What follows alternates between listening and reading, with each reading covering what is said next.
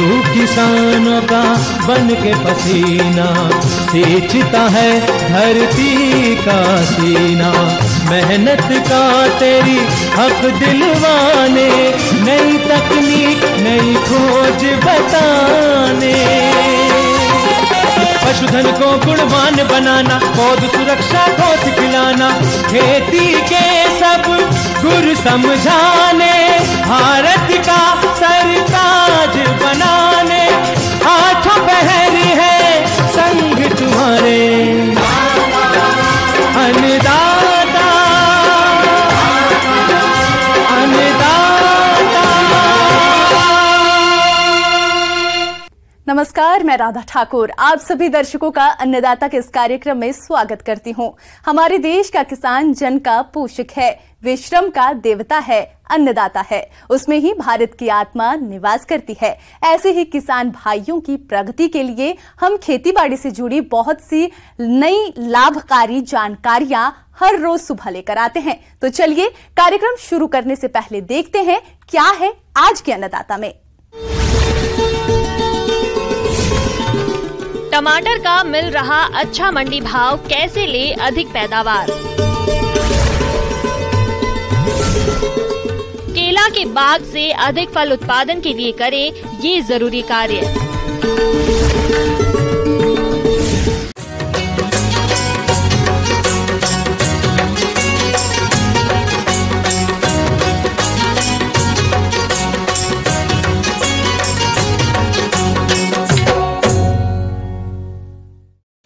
किसान भाइयों, कुछ दिनों पहले 2 से 3 रुपए किलो बिकने वाला टमाटर वर्तमान में इसकी कीमत आसमान छू रही है।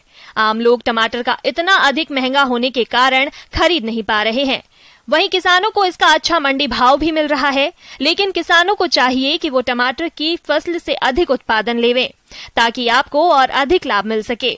तो आप किस प्रकार से कमाए टमाटर से अधिक आय, देखिए हमारी ये खास रिपोर्ट।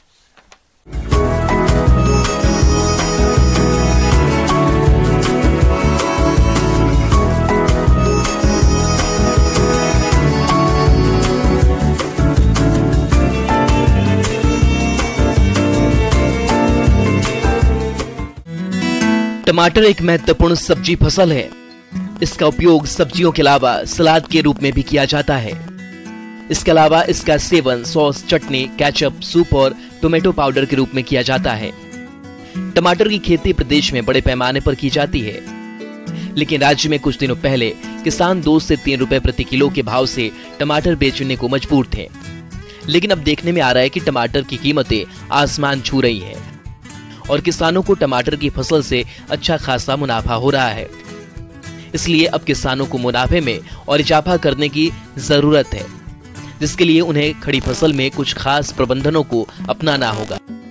टमाटर की खड़ी फसल में मौसम को देखते हुए सिंचाई करनी चाहिए। इसके अलावा टमाटर की फसल में सिंचाई के साथ घुलनशील उर्वरकों को भी देवें, जिससे टमाटर की फसल से अधिक पैदावार मिलेगी। टमाटर की फसल को कीटों से करीब 40 से 50% तक नुकसान होता है, इसलिए फसल में समय पर कीटों की पहचान करके उनकी रोकथाम करना जरूरी है। टमाटर की फसल में सफेद मक्खी कीट का प्रकोप अधिक देखने को मिलता है। यह कीट पत्तियों का रस चूसकर पौधों को कमजोर करते हैं, जिस कारण पत्तियां टेढ़ी मेढ़ी हो जाती है। तो इस तरह की हानि से बचने के लिए किसान भाई रोगग्रस्त भाग को तोड़कर नष्ट कर दें और इस कीट के रासायनिक नियंत्रण के लिए डाइमेथोएट 30EC दवा 1 मिलीलीटर प्रति लीटर पानी में घोलकर फसल पर छिड़काव कर दें, जिससे आप इस कीट पर नियंत्रण पा लेंगे। किसान भाइयों, टमाटर की फसल में फल बेधक कीट द्वारा अधिक नुकसान पहुंचाया जाता है। इस कीट की सुड़ियां सबसे पहले टमाटर के पौधों की कोमल पत्तियों, तनों और फूलों को खाती है। बाद में यही सुड़ियां कच्चे और पके फलों में छेद करके उनके अंदर का गुदा खा जाती है। ऐसे टमाटर खाने लायक नहीं रहते हैं और न ही फलों की मंडी में कोई भाव मिल पाता है। इसलिए इस कीट की रोकथाम के लिए आप कीट ग्रसित फलों को तोड़कर नष्ट कर दें। इसके अलावा खेत में 20 फेरोमोन ट्रैप प्रति हेक्टेयर की दर से लगाएं।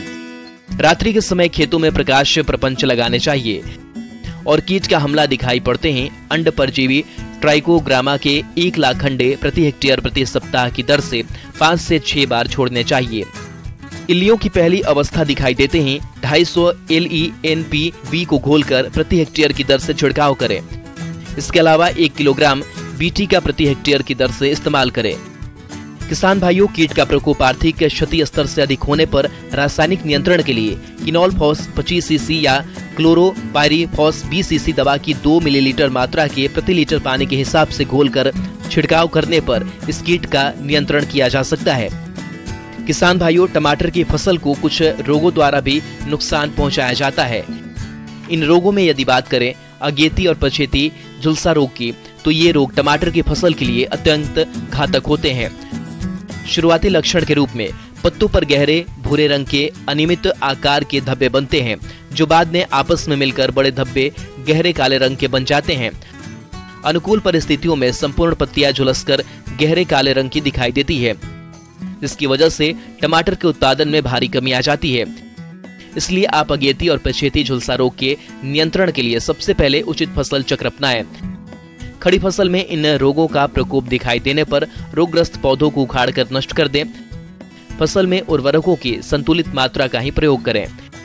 इसके अलावा अगेती और पछेती झुलसा रोग के रासायनिक नियंत्रण के लिए मैंगोजेब दवा की 25 ग्राम मात्रा को 10 लीटर पानी में घोलकर 2 से 3 छिड़काव करने पर इन रोगों पर नियंत्रण आसानी से की जा सकती है। किसान भाइयों, फसल की उचित देखभाल के साथ साथ आपको टमाटर के फलों की उचित परिपक्व अवस्था पर तुड़ाई करनी चाहिए। फलों की तुड़ाई के बाद इन्हें एक जगह इकट्ठा करके इनकी ग्रेडिंग करें। ग्रेडिंग करते समय सड़े गले और काणे फलों को निकाल दें, जिससे टमाटर के फलों की क्वालिटी अच्छी बनी रहे। और फिर टमाटर के फलों को कैरेट या थैलियों से भरकर मंडी में ले जाएं, जिससे आपको टमाटर का और अच्छा बाजार भाव मिलेगा और आपकी आमदनी में बढ़ोतरी होगी।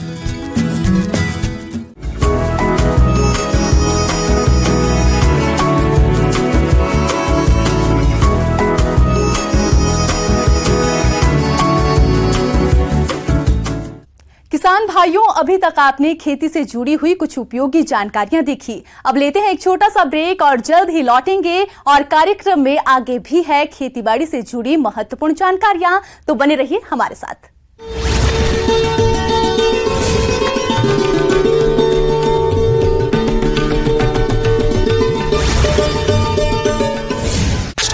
Viewers, India's ICC world cup 2023 का आधिकारिक शेड्यूल हो गया जारी। टूर्नामेंट के शुरू होने के 100 दिन पहले आईसीसी ने एक कार्यक्रम में वर्ल्ड कप का कार्यक्रम घोषित किया। टीम इंडिया अपने पहले मुकाबले में 8 अक्टूबर को ऑस्ट्रेलिया से भिड़ेगी। तभी 10 टीमों को लीग राउंड में 9-9 मुकाबले खेलने हैं। चित्तौड़गढ़ के दौरे पर रहेंगे सीएम अशोक गहलोत। निम्बाहेड़ा कपासन का करेंगे दौरा। महंगाई राहत शिविर का करेंगे अवलोकन। मंडल पदाधिकारियों और कार्यकर्ताओं से करेंगे संवाद। दिल्ली में आज राजस्थान कांग्रेस की बैठक। चुनावी तैयारियों और संगठन के खाली पद भरने पर चर्चा। प्रभारी प्रदेशाध्यक्ष, तीनों सह प्रभारी होंगे शामिल।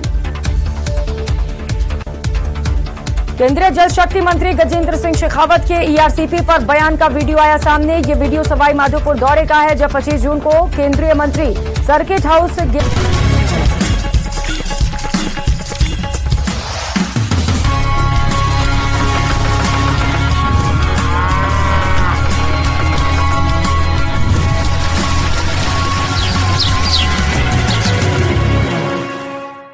ब्रेक के बाद आप सभी दर्शकों का अन्नदाता में स्वागत है। तो चलिए अब रुख करते हैं अगली कड़ी की ओर।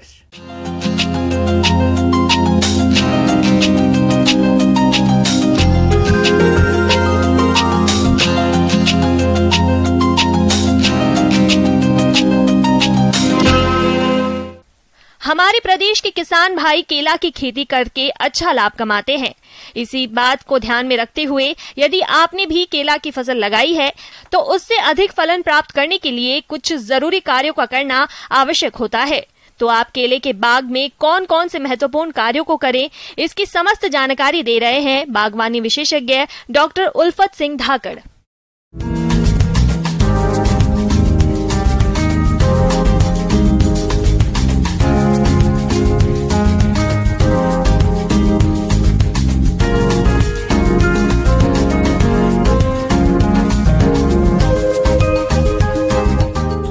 केला के रखरखाव में किसान भाइयों इस समय बड़ा विशेष ध्यान रखना है। तो जहाँ आप केले की फसल लगाते हैं तो ऐसी जगह उसे लगाएं कि जहाँ विंड ब्रेक्स पहले से लगे हों, जहाँ हवा को रोकने के लिए प्राकृतिक तरीके से जो पौधे हैं वो लगे हों, या कहीं बाउंड्रीज हो जिससे हवा डायरेक्ट पौधों पे अटैक ना करे। इस तरह का भी अगर हो सके तो आप विंड ब्रेक्स का चारों तरफ खेत के अपने जरूर लगाएं। और इस समय जो महत्वपूर्ण कार्य करना है किसान भाइयों, सिंचाई का निरंतर उसमें प्रभाव बना रखें। अगर आप ड्रिप के माध्यम से सिंचाई कर रहे हैं तो आपको काफ़ी अच्छा उत्पादन मिलेगा, एक समान फल मिलेंगे, फलों का एक साथ पकेंगे, एक साथ फसल कटेगी। जहां तक बात सिंचाई प्रबंधन की है तो केला की फसल में पर्याप्त नमी बनी रहनी चाहिए। इसके लिए 10 से 12 दिन के अंतराल पर सिंचाई करते रहना चाहिए। इसके साथ ही केला की फसल में जड़ों के आसपास पुआल या अन्य अवशेषों से मल्चिंग करनी चाहिए, जिससे फसल में सिंचाई की मात्रा आधी हो जाती है और फसल की बढ़वार अच्छी होती है। किसान भाइयों, केले के प्रबंधन के लिए आपको एकीकृत खरपतवार प्रबंधन के कार्य करना है। सबसे पहले तो जहाँ हमने केला लगाया है वहाँ खरपतवारों की समूल खुरपी से निदाई गुड़ाई के माध्यम से उसको नष्ट करें। उसके ऊपर जो हमारा केला है उस तेज हवाओं से न गिरे, इसके लिए उस पर मिट्टी का जरूर चढ़ाव करें। जब हमारा केले पे मिट्टी चढ़ जाए उसी समय एक क्रिया और की जाती है, डीसकरिंग जैसे हम बोलते हैं, कि जो हमारे साइड से दूसरे पौधे उसमें निकलने लगते हैं उनको काटते रहें, सिर्फ एक उसके साइड में छोड़ें, जिसको अगली बार के लिए फसल के लिए वो तैयार हो जाएगा। कि अच्छे उत्पादन के लिए हमें पोषक तत्व प्रबंधन बहुत जरूरी है। पोषक तत्व प्रबंधन में किसान भाइयों में रासायनिकों के साथ में हमें जैविक का भी प्रयोग करना है। हो सके तो हमें, जब हमने केले का स्थापना की थी पौधे की, उसी समय उसमें गोबर की खाद, वर्मी कंपोस्ट का प्रयोग किया होगा। इस समय जो प्रबंधन है उसमें ज़्यादा रसायन नहीं देना है। दूसरी चीज़ किसान भाइयों, जो किसान ड्रिप के माध्यम से सिंचाई कर रहे हैं तो वो एक बेंचुरी जो हमारा सिस्टम है उसमें लिक्विड फर्टिलाइजर जो हमारे हैं तरल उर्वरक, उनका प्रयोग उसमें करना है। 19-19 है, 20-20 है, NPK के जो हमारे आते हैं उनको आप उसमें डालें और उसको घोल बना करके बेंचुरी को ट्यूब उसमें डाल दें और जो धीरे धीरे वो सिंचाई के साथ में ही आपका उर्वरक पहुंचता रहेगा। तो इसकी काफ़ी कम मात्रा लगती है और इसकी जो उत्पादन की क्षमता है, उर्वरक की जो इफिशियंसी है वो बढ़ जाती है। सिंचाई का भी फायदा पूरा मिलता है और हमें उर्वरक का पूरा फायदा पौधे को मिलता है। तो इससे हमारे पौधे में अच्छे से अच्छे फल लगते हैं और भरपूर उत्पादन आपको मिल जाएगा। किसान भाइयों, फसल सुरक्षा के अंतर्गत बात करते हैं बनाना बीटल कीट की। इस कीट के वयस्क भृंग लगभग 2.5 सेंटीमीटर लंबा, हल्का गुलाबीपन लिए हुए काले रंग का होता है और इस पर पतली पतली धारियां होती हैं। इस कीट के वयस्क और भृंगक दोनों ही केले की फसल को क्षति पहुंचाते हैं। मादा कीट पौधों के प्रकंदों के ऊपर छेद बनाकर अंडे देती है।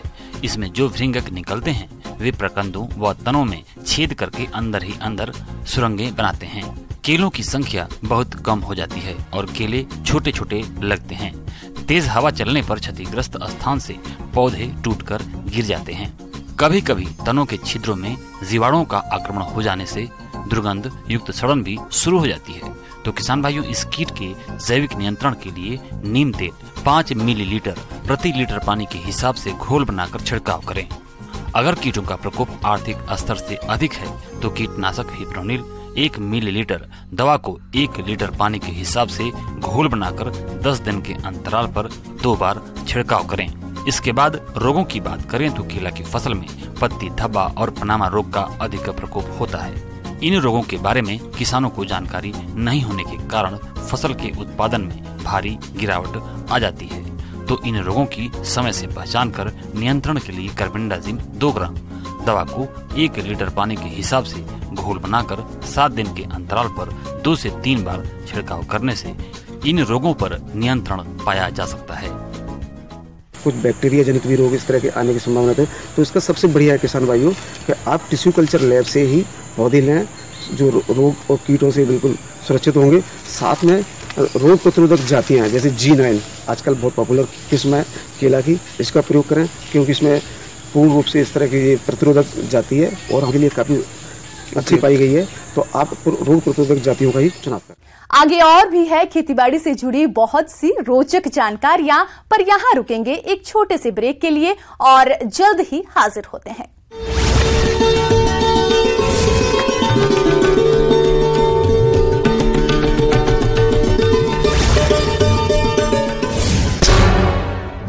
तभी उन्होंने बीजेपी नेताओं को कहा, राजेंद्र राठौड़ का राज ला दो या RCP पर 46,000 करोड़ खर्च कर दूंगा।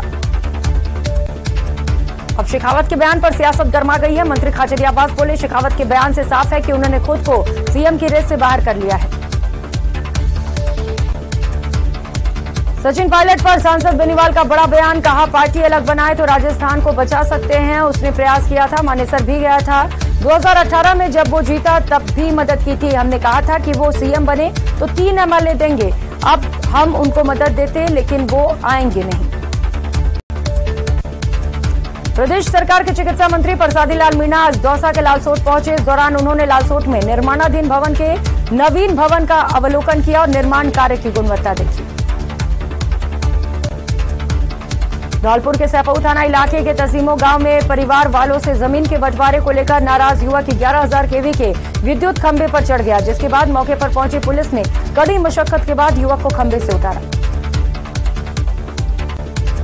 कोटा के रावत भाटा रोड स्थित दिल्ली पब्लिक स्कूल के प्रिंसिपल द्वारा लोगों से लाखों रुपए की ठगी का मामला सामने आया। प्रिंसिपल ने तकरीबन 10 से 12 लोगों से ठगी की और लाखों रुपए लेकर फरार हो गया।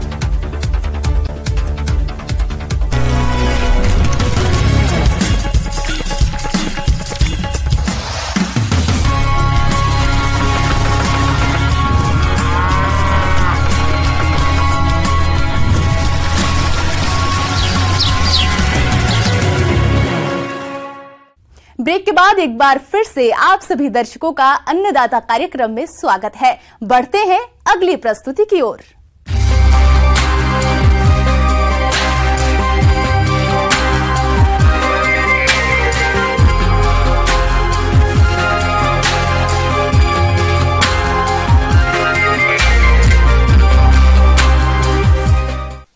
आज मिट्टी परीक्षण उसी प्रकार जरूरी है जिस प्रकार हमारा स्वास्थ्य परीक्षण। जी हां, आज रसायनों के खेती में बढ़ते प्रयोग के कारण मिट्टी का स्वास्थ्य बड़ी तेजी से बिगड़ रहा है। ऐसे में मिट्टी परीक्षण कर उसकी रिपोर्ट के आधार पर मिट्टी की गुणवत्ता को सुधारा जा सकता है। तो आप मिट्टी का परीक्षण कैसे करवाएं, इस बारे में जानकारी दे रहे हैं विषय विशेषज्ञ प्रदीप कुमार राणा।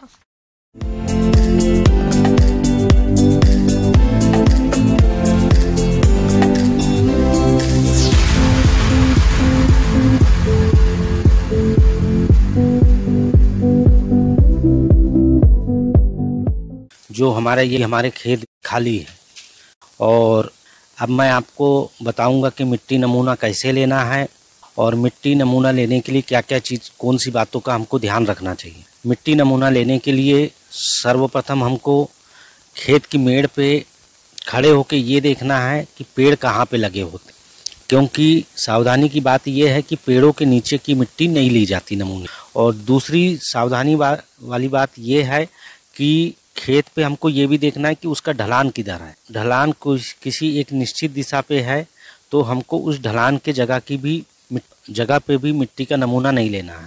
और तीसरी बात हमको ये ध्यान देना है कि खेतों में पहले से कोई खाद ना पड़ी हो, यानी कि हमको बिल्कुल नेचुरल अवस्था में, प्राकृतिक अवस्था में जैसा हमारा खेत है उसी समय का हमको लेना है। किसान भाइयों, खेती से अधिक उपज लेने के लिए मिट्टी की जांच बहुत जरूरी होती है। इसका मुख्य उद्देश्य खेत की जरूरत के अनुसार उसे पोषक तत्व उपलब्ध करवाना है, जिससे कि उत्पादन तो बढ़ेगा ही, साथ ही लागत में भी कमी आएगी। इसलिए भारत सरकार भी मिट्टी की जांच पर खास ध्यान दे रही है। एक चीज ये भी ध्यान देना है हमको कि नमूना लेते समय हम पहले खेत के चारों तरफ घूमें, चारों तरफ हम मेड़ से देख लें और देखने के बाद में हम उसके में स्थान चिन्हित करें, क्योंकि जिस सिस्टम के तहत हम नमूना लेंगे, मिट्टी नमूना, वो हमारा कहलाता है जिगजैग सिस्टम। जिगजैग सिस्टम के तहत अगर हम नमूना लेते हैं तो उसमें हम पहले 5 जगह पे अपने बिंदु चयनित कर लेते हैं कि हमको नमूना किस किस स्थान से लेना है। वहाँ पे हम मिट्टी के ऊपर की हल्की सी परत, यानी कि जो घास फूस लगे होते हैं उनको हटा करके उसके में 15 से 20 सेंटीमीटर का हम वी आकार का गड्ढा करते हैं। और वी आकार का जब हम गड्ढा करते हैं उस मिट्टी को निकाल करके अलग कर देते हैं, क्योंकि वो मिट्टी हमारे लिए उपयुक्त नहीं है। चारों तरफ की जो लेयर होती, दीवारें होती हैं, उनको यानी कि ऊपर से नीचे की ओर खरोचते हैं और वो खरोची हुई मिट्टी को हम साफ तसले में या साफ पॉलीथीन में हम इकट्ठा कर लेते हैं। और इसी प्रकार से प्रोसेस हमको पूरे पॉइंट 1, 2, 3, 4 और 5 पाँचों गड्ढों से हमको इकट्ठा करके उस मिट्टी को इकट्ठा कर देना है एक साथ उसी तसले में रखना। और फिर हमको एक जगह पे बड़ी सी साफ पॉलीथीन या तिरपाल पे कि जब ढेर लग गया तो उसको हम जैसे रोटी बनाते हैं, रोटी की तरह उसको गीला नहीं करना है, सूखी मिट्टी को ऊपर से बिल्कुल गोल आकार करना है, गोल चंद्रमा आकार में कर लेना है। और उस पे हमको धन का निशान लगाना है। जब धन का प्लस का निशान हम लगाते हैं तो वो हमारी मिट्टी 4 भागों में बटेगी। आमने और सामने की मिट्टी यानी 2 भागों को हमको लेना है, 2 भागों को हमको फेंक देना। और फिर उसके बाद में जितनी मिट्टी बची फिर उसको हमको गोल चंद्रमा आकार करना है और फिर से हमको धन का निशान लगाना है। और अभी जिधर की आपने मिट्टी लिया यानी कि आपने अपने फर्स्ट बार में जैसा लिया है, पहले बार में जैसा लिया, उसके जस्ट विपरीत साइड में आपको फिर से मिट्टी को 4 भागों में बांट दिया और उसके विपरीत भागों को आपको लेना है और दूसरे भागों को उसको फेंक देना है। इस तरह से आपके पास मिट्टी 750 ग्राम के करीब बचेगी। और उस मिट्टी को फिर आपको गोल चंद्रमा आकार करके उस पे एक डंडी खींचना है तो हमारी मिट्टी 2 भागों में बढ़ जाएगी। जब 2 भागों में बढ़ जाएगी हमारी मिट्टी तो हमको एक भाग को फिर से अलग कर देना है और एक भाग को बढ़िया व्यवस्थित साफ पॉलीथीन हो या कपड़े की थैली हो उसमें हमको उस मिट्टी को डाल देना है। और उस मिट्टी को डालने के बाद में उसमें हमको एक कागज में किसान का नाम, किसान का जाति, किसान के पिता का नाम, किसान का गांव, किसान का विकास खंड, किसान का जिला, नमूना लेने की तारीख और खसरा नंबर, रकबा नंबर, आधार नंबर और अपना मोबाइल नंबर और आपने पूर्व में कौन सी फसल लिया था और बाद में कौन सी फसल लिया था, ये सभी चीज़ों का समावेश करना है। उस पर्ची को पोटली के ऊपर में हमको ऊपर में मुहाड़े में बांधना है। किसान भाइयों, देश की बढ़ती हुई जनसंख्या की खाद्यान्न उत्पादन की मांग को पूरा करना एक बहुत बड़ी चुनौती बनती जा रही है। इसके लिए मिट्टी का स्वास्थ्य बनाए रखना बहुत जरूरी है। पौधे के विकास के लिए कुल 16 पोषक तत्वों की जरूरत होती है। उर्वरकों का संतुलित मात्रा में प्रयोग करने के लिए मिट्टी का परीक्षण करवाना आवश्यक है। और हमको अपने नजदीकी किसी भी प्रयोगशाला में, चाहे वो कृषि विभाग की हो, चाहे वो कृषि विज्ञान केंद्र की हो, चाहे वो विश्वविद्यालय की हो, और भी जो भी हमारी प्राइवेट नज़दीकी प्रयोगशाला है जहाँ पे सुविधाएं अच्छी हैं, वहाँ पे आप उसका परीक्षण करा सकते हैं। जब टेस्टिंग होने के बाद में जो रिपोर्ट कार्ड मिलता है, उस रिपोर्ट सोयल हेल्थ कार्ड, और उस सोयल हेल्थ कार्ड को आप अच्छे से समझिए, जिससे कि आपको समझ में आए कि हमारी मिट्टी में किस चीज़ की कमी है और कौन सा पोषक तत्व की कमी है और क्या चीज़ डालेंगे तो इसकी प्रतिपूर्ति होगी, कितनी मात्रा में डालेंगे तो इसकी प्रतिपूर्ति होगी। ये हमारे लिए जागरूकता की भी बात है और सावधानी की भी बात है, और ये हमारे स्वास्थ्य के लिए भी अच्छा है।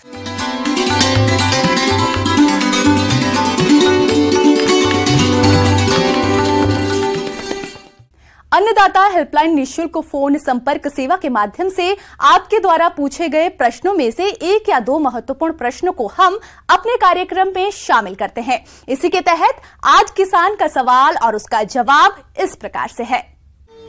आज के अन्नदाता हेल्पलाइन में जिस प्रश्न को कार्यक्रम में शामिल किया गया है उसे पूछा है गांव सिंगोद, जिला जयपुर के किसान माली राम यादव ने। आप कामधेनु पशु बीमा योजना पर जानकारी चाहते हैं तो माली राम जी आपकी जानकारी के लिए प्रस्तुत है कार्यक्रम का यह अंश।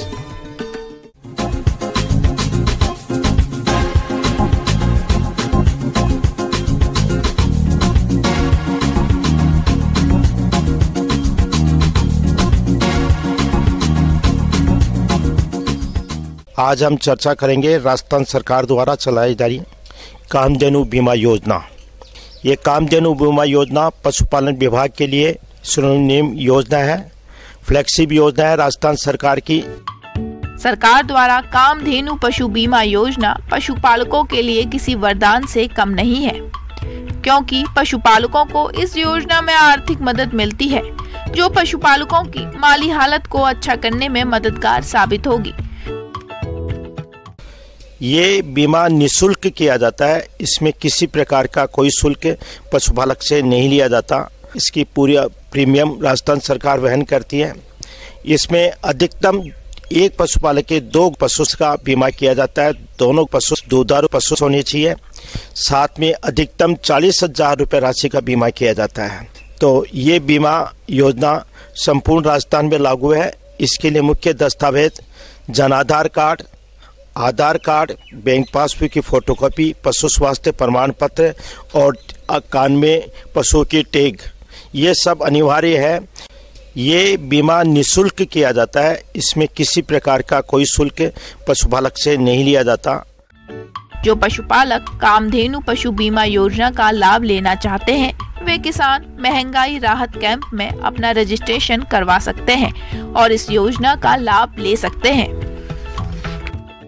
और ये भी महंगाई राहत कैंप जो राजस्थान सरकार द्वारा चलाए जा रहे हैं, इन सभी राहत कैंपों में ये सुविधा उपलब्ध है और एक पशुपालक के 2 पशु का बीमा किया जाता है।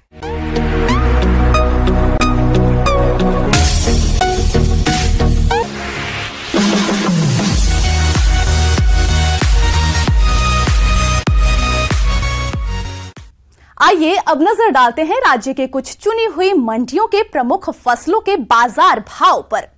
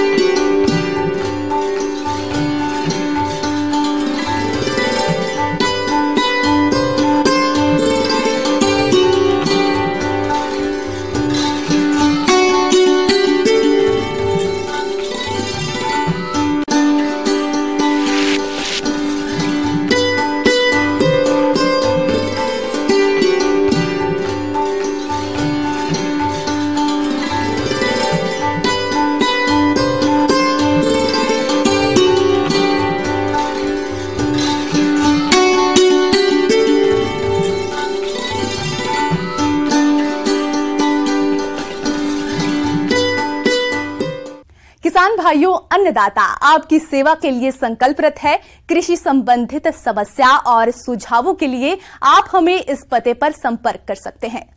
प्रोड्यूसर अन्नदाता, news 18 Rajasthan, Ramoji film city, Hyderabad 501512। साथ ही आप हमें ईमेल भी कर सकते हैं। हमारा ईमेल है p18annadatha@nw18.com। इसके अलावा आप हमें निशुल्क हेल्पलाइन नंबर 180088926163 पर सोमवार से शनिवार सुबह 10 से शाम 4 बजे के बीच संपर्क कर सकते हैं। किसान भाइयों, अब समय हो रहा है आपसे विदा लेने का, तो हमारी अन्नदाता टीम को दीजिए इजाजत। कल फिर आपसे मुलाकात होगी कृषि संबंधित कुछ और महत्वपूर्ण जानकारियों के साथ। नमस्कार।